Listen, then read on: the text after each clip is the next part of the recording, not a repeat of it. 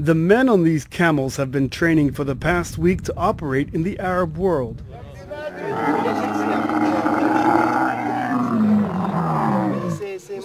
They dress as Arabs, even take a ride on the desert Ferrari, and learn rudimentary phrases that will allow them to do their job.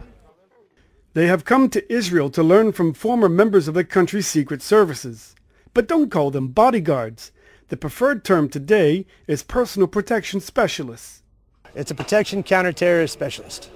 And no, we don't do bodyguarding. I mean, we do guard VIPs and such, but that's just one aspect, a small aspect of what we do. I mean, it can go all the way from guarding convoys in the Middle East to guarding an actress or an actor on television in Hollywood. I mean, it's very broad.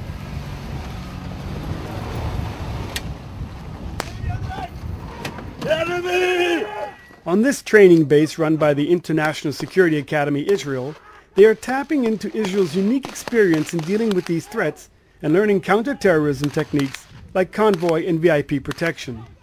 The changes in the Middle East may be dubbed the Arab Spring, but to continue with the weather metaphor, it's about to get hot and even more uncertain.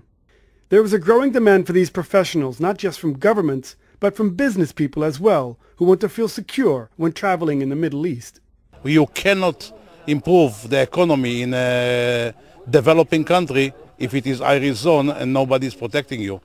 Out here, far away from prying eyes, a group of personal protection specialists have come to Israel to learn about the Israeli tactics. And it's an aggressive philosophy, one that requires first to neutralize the threat and then to evacuate the VIP. Recall. Everything very easy. Finished.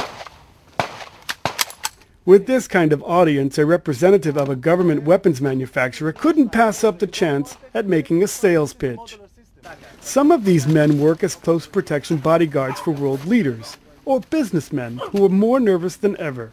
We have also some Albanian investors in Iraq, Afghanistan, that working there.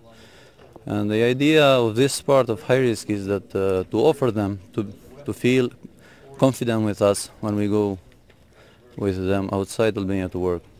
Their background is diverse, from police to military officers, even a former French legionnaire.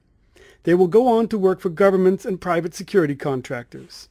For this profession, there's not you have to do it with heart, with soul and body for sure.